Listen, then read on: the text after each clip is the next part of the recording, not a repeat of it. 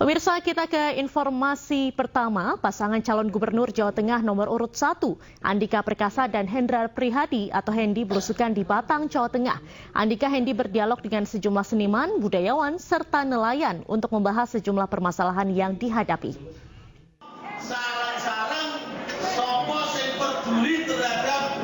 Pasangan calon gubernur dan wakil gubernur Jawa Tengah Andika Hendi berdialog dengan para seniman dan budayawan di Batang, Jawa Tengah pada Jumat siang. Andika Hendi menerima berbagai macam masukan serta pesan dari para seniman. Keduanya berjanji jika terpilih sebagai gubernur dan wakil gubernur Jawa Tengah akan memperhatikan kesejahteraan seniman dan memajukan kebudayaan. Selain bertemu pelaku seni dan budayawan, Andika Hendi juga sempat bertemu dengan para nelayan. Andika berjanji akan mengatasi sejumlah permasalahan para nelayan seperti akan membuat tanggul pemecah ombak dan kemudahan akses kredit bagi para nelayan yang membutuhkan. Ya, tadi itu ya kampung nelayan di Roban Timur, dan dari apa yang disampaikan melalui perwakilan ya antara lain memang pertama itu bagaimana mereka bisa melaut sementara pendangkalan di muara itu juga terus berjalan, sehingga diperlukanlah misalnya tanggul pemecah ombak supaya tidak kemudian pendangkalan itu terjadi begitu cepat. Andika Hendi terus melakukan kunjungan ke sejumlah kelompok masyarakat dalam masa kampanye Pilkada 2024. Andika juga mengatakan telah melakukan berbagai persiapan menjelang debat. Dari Batang, Jawa Tengah, Suryono Soekarno, iNews melaporkan. Sementara itu, pemirsa, calon gubernur Jawa Tengah nomor urut 2, Ahmad Lutfi menyapa ribuan kader Partai Kebangkitan Bangsa di Magelang, Jawa Tengah. Lutfi meminta kader PKB untuk gencar mensosialisasikan program-program unggulan dirinya dan Taji Yassin.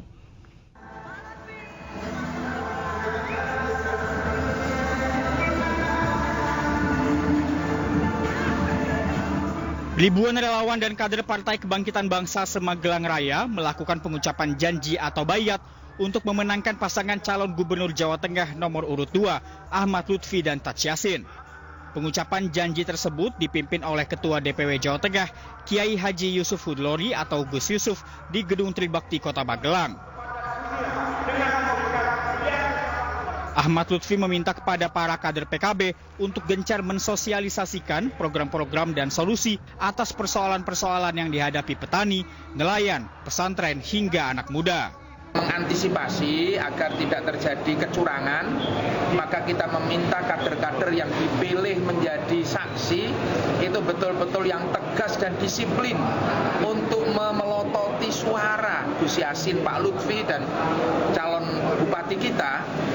Jangan sampai ada satu suara pun yang hilang, karena satu suara ini sangat menentukan. Satu suara, dan jangan beri peluang kepada tikus-tikus yang akan merusak demokrasi, yang akan berbuat curang menodai Pilkada 2024 yang akan datang. Itu yang kami instruksikan. Para kader PKB yang dipilih menjadi saksi dalam pencoblosan nanti juga diminta untuk tegas agar suara tidak tergerus ataupun hilang saat hari pencoblosan, sehingga raihan suara pada Pilkada mendatang dapat maksimal.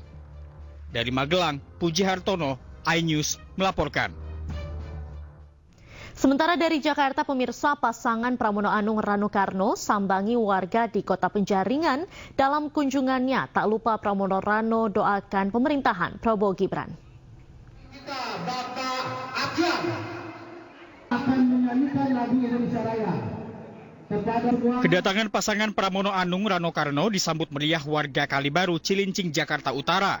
Di depan pendukungnya, Pramono Rano sampaikan visi misi bila mereka nanti terpilih sebagai gubernur dan wakil gubernur Jakarta. Menariknya, kampanye keduanya digelar tepat di hari pelantikan Prabowo Gibran. Namun calon gubernur nomor urut 3, Pramono Anung, pastikan tidak ada kaitannya. Pramono Anung juga doakan pemerintahan Prabowo Gibran berjalan lancar. Ya, kami nggak membedakan ada atau tidak pelantikan presiden. Kami sudah mendoakan agar presiden dan wakil presiden yang baru, terutama untuk presiden terpilih Pak Prabowo dan Pak Gibran, mereka bisa bekerja dengan baik untuk memajukan warga Indonesia, seluruh Indonesia. Kami mendoakan untuk itu. Dalam kunjungannya, Pramono Anung juga sempatkan untuk berbincang dengan nelayan. Kepada Pramono, para nelayan mengaku mereka tidak mendapatkan bantuan subsidi seperti Kartu Jakarta Pintar dan kartu khusus. Dari Jakarta, Rizky Ihwal, iNews melaporkan. Pemirsa, calon gubernur Jakarta nomor urut 1, Ridwan Kamil menghadiri kegiatan pengobatan gratis di kawasan Daan Mogot Cengkareng, Jakarta Barat. Acara ini digelar bersamaan dengan tasyakuran anggota legislatif Rani Mauliani yang sekaligus mensosialisasikan pasangan Ridho kepada warga Cengkareng. Cagup Jakarta Ridwan Kamil menghadiri gelaran pengobatan gratis dan tasyakuran yang digelar Rani Maulani bersama 91 anggota DPRD yang tergabung dalam Kimplas DKI Jakarta di kawasan Daan Mogot. Program-program unggulan pasangan Ridwan Kamil Suswono juga turut disosialisasikan kepada masyarakat yang hadir di lokasi ini. Sama Ibu Rani, karena ada tasyakuran, memang anggota-anggota legislatif kembali ke wilayahnya berbagi kebahagiaan. Di sini adalah bentuknya pengobatan gratis sambil mensosialisasikan pasangan Ridho yang kebetulan saya hadir di sini. Mensosialisasikan program Ridho gitu, dan kebetulan hari ini Bang Emil menyempatkan waktu untuk hadir. Kebetulan selain tasyakur, saya juga ada pemeriksaan kesehatan gratis yang kami buat masyarakat. Sementara itu, di kawasan Jalan Kerapu 3 Penjaringan Jakarta Utara, anggota DPRD DKI Jakarta Tri Waluyo menggelar syukuran dan silaturahmi bersama relawan sahabat Tri Waluyo.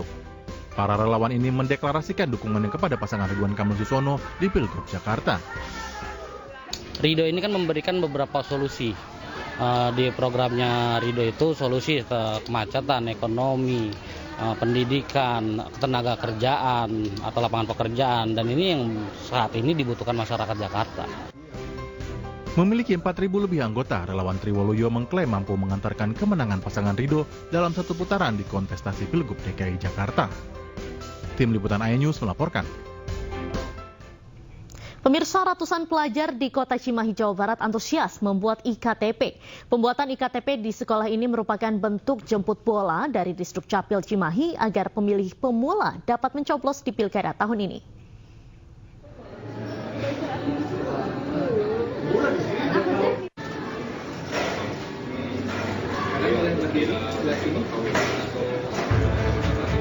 Sejumlah pelajar di Kota Cimahi yang sudah berusia 17 tahun antusias melakukan pembuatan IKTP pada Sabtu pagi. Secara bergantian, para pelajar melakukan pendataan serta foto dengan latar yang telah disiapkan. Dinas Kependudukan dan Catatan Sipil atau Disduk Capil Cimahi melakukan jemput bola dengan datang langsung ke sejumlah sekolah untuk perekaman IKTP para pelajar.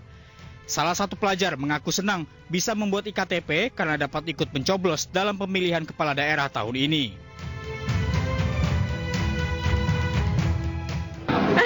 Excited banget sih, bisa buat pengalaman baru juga, pertama kali bakalan nyoblos di Pilkada.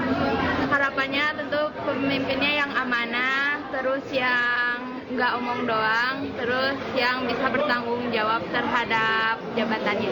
Target 75 siswa yang sudah cukup umur untuk melakukan perekaman KTP. Perekaman ini akan berlangsung sampai bulan depan, sebelum pemilu insya Allah. Pada tahun ini daftar pemilih tetap Kota Cimahi yakni sebanyak lebih dari 400.000 orang. 800 orang merupakan pemilih pemula, di mana 500 orang diantaranya belum melakukan perekaman IKTP. Nantinya proses perekaman IKTP akan diselesaikan sebelum hari pencoblosan. Dari Cimahi, Jawa Barat, Yuwono Wahyu, iNews melaporkan. Presiden Prabowo Subianto resmi melantik 53 menteri dan kepala lembaga setingkat menteri dalam Kabinet Merah Putih di Istana Negara. Bagi saudara-saudara yang beragama Islam, demi Allah, Prabowo Subianto melantik sebanyak 48 menteri serta 5 kepala lembaga setingkat menteri pagi ini. Presiden membacakan sumpah yang diikuti oleh para menteri. Selanjutnya, para menteri menandatangani SK di hadapan Presiden Prabowo. Ada 7 Menko yang dilantik, yakni Menteri Koordinator Bidang Politik dan Keamanan Budi Gunawan, Menko Bidang Hukum, HAM, dan Pemasyarakatan Yusril Iza Mahendra, Menko Bidang Pembangunan Manusia dan Kebudayaan Pratikno, Menko Bidang Infrastruktur dan Pembangunan Kewilayahan Agus Harimurti Yudhoyono, Menko Pemberdayaan Masyarakat Muhaimin Iskandar, serta Menko Bidang Pangan Zulkifli Hasan. Sementara 5 pejabat setingkat menteri yakni Jaksa Agung ST Burhanuddin, Kepala BIN Muhammad Herindra, Kepala Staf Kepresidenan AM Putranto, Kepala Kantor Komunikasi Presiden Hasan Nasbi, serta Ketua Dewan Ekonomi Nasional Luhut Binsar Panjaitan.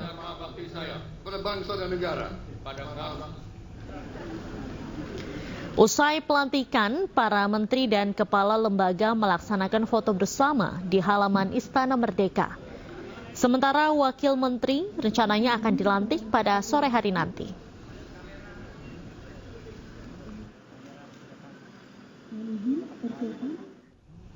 Sementara Prabowo Subianto dan Gibran Rakabuming Raka resmi dilantik menjadi Presiden dan Wakil Presiden Republik Indonesia pada Minggu 20 Oktober 2024 kemarin. Pelantikan berlangsung di gedung MPR RI. Bismillahirrahmanirrahim. Demi Allah, saya bersumpah. Prabowo Subianto dan Gibran Rakabuming Raka mengucapkan sumpah sebagai Presiden dan Wakil Presiden Republik Indonesia. Prabowo Gibran resmi memimpin Indonesia untuk 5 tahun ke depan. Pengucapan sumpah berlangsung saat sidang paripurna MPR RI di Gedung Nusantara, Senayan, Jakarta Pusat. Prabowo mengucapkan sumpah terlebih dahulu, kemudian disusul oleh pengucapan sumpah Gibran Rakabuming Raka. Sidang paripurna dipimpin oleh Ketua MPR RI Ahmad Muzani. Agenda dilanjutkan dengan pertukaran tempat duduk Presiden dari Jokowi ke Prabowo. Diikuti pertukaran tempat duduk dari Ma'ruf Amin ke Gibran Rakabuming Raka.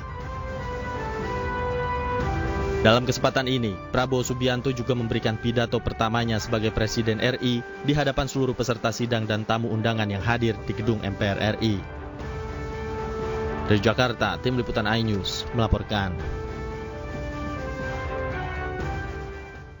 Pemirsa, dalam pidato perdananya Presiden Prabowo Subianto mengungkapkan maraknya kebocoran anggaran pemerintah, penyelewengan hingga korupsi. Padahal masih banyak masyarakat hidup miskin di Indonesia. Prabowo pun berjanji masalah kemiskinan akan menjadi fokus perhatiannya sebagai Presiden. Saudara-saudara sekalian, kita harus menghadapi kenyataan bahwa masih terlalu banyak kebocoran, penyelewengan, korupsi di negara kita. Ini adalah yang membahayakan masa depan kita dan masa depan anak-anak kita dan cucu-cucu kita. Kita harus berani mengakui terlalu banyak kebocoran-kebocoran dari anggaran kita. Penyimpangan-penyimpangan, kolusi di antara para pejabat politik, pejabat pemerintah di semua tingkatan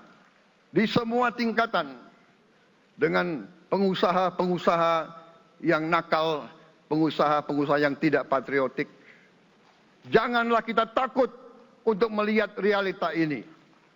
Kita masih melihat sebagian saudara-saudara kita yang belum menikmati hasil kemerdekaan. Terlalu banyak saudara-saudara kita yang berada di bawah garis kemiskinan. Terlalu banyak anak-anak kita yang berangkat sekolah tidak makan pagi. Terlalu banyak anak-anak kita yang tidak punya pakaian untuk berangkat sekolah, saudara-saudara sekalian. Pemirsa, anggota DPD RI Alfian Syah Bustami alias Komeng menyebut Presiden Prabowo Subianto ingin satukan yang kemarin terpecah. Komeng yakin Prabowo bisa mewujudkan visi misi dan program-programnya.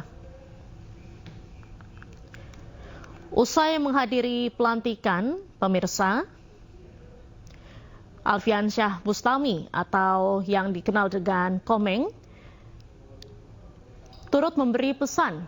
Komeng pun yakin Presiden Prabowo Subianto akan menyatukan yang kemarin terpecah saat Pilpres 2024.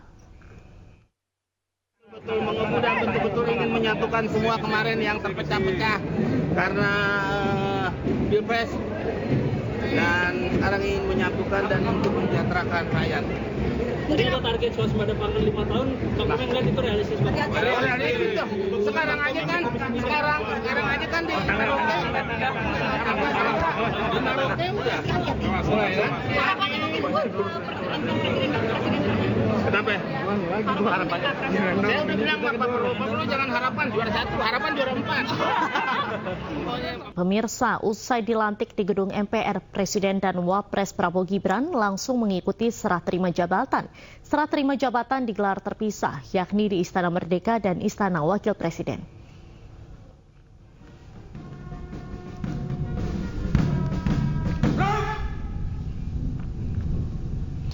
Prosesi pisah sambut dari Presiden ke-7 Joko Widodo kepada Presiden Prabowo Subianto dibuka dengan upacara militer yang digelar di Istana Merdeka Jakarta sekitar pukul 13.30 waktu Indonesia Barat Minggu siang.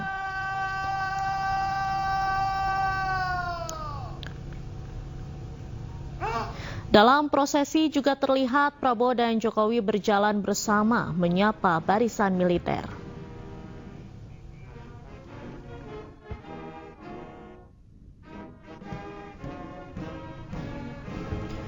Usai acara pisah sambut Presiden Republik Indonesia di Istana Negara Jakarta, Presiden ke-7 RI Joko Widodo langsung pulang kampung ke Solo, Jawa Tengah.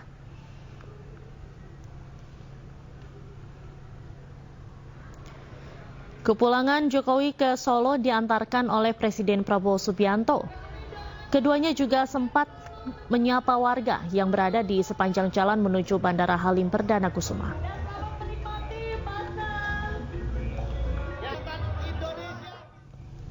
Pemirsa, Presiden ke-5 Republik Indonesia Megawati Soekarno Putri tak menghadiri pelantikan Presiden Prabowo Subianto dan Wakil Presiden Gibran Rakabuming Raka karena sakit. Meski tidak masuk dalam Kabinet Merah Putih, namun PDIP akan mendukung pemerintahan Prabowo Gibran. Bismillahirrahmanirrahim. Demi Allah, saya bersumpah akan memenuhi kewajiban Presiden Republik Indonesia. Pelantikan Presiden dan Wakil Presiden RI Prabowo Subianto dan Gibran Rakabuming Raka digelar Minggu 20 Oktober 2024. Pelantikan dihadiri oleh Presiden dan Wakil Presiden sebelumnya. Namun Megawati Soekarno Putri tidak hadir. Ketua Umum PDI Perjuangan ini absen karena sedang sakit. Namun putrinya yang juga menjabat sebagai Ketua DPR RI, Puan Maharani, hadir dalam pelantikan. Puan juga pastikan pertemuan Prabowo Mega tinggal mencari waktu yang tepat. Insya Allah segera akan bertemu. Silaturahmi itu tidak bisa kemudian dibatasi sebelum pelantikan atau saat pelantikan atau belum pelantikan. Kebetulan Ibu Mega tadi menyampaikan salamnya kepada Pak Prabowo, sudah saya sampaikan, mohon maaf, mengucapkan selamat atas pelantikannya dan kurang sehat karena perjalanan jauh yang beliau lakukan beberapa waktu lalu.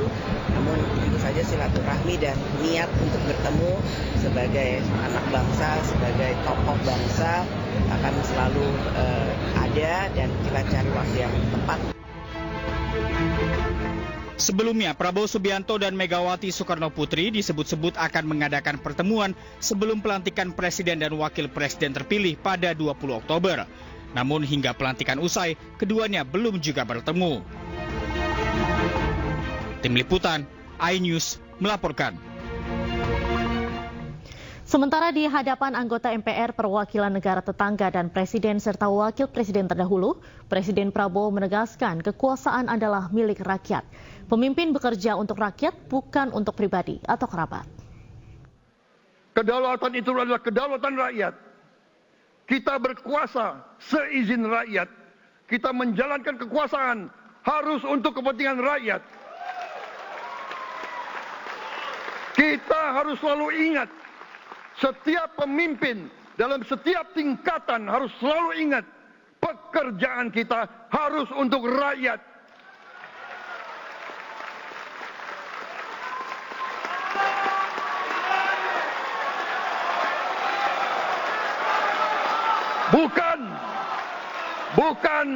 Bukan kita bekerja untuk diri kita sendiri. Bukan kita bekerja untuk kerabat kita. Bukan kita bekerja untuk pemimpin-pemimpin kita. Pemimpin yang harus bekerja untuk rakyat.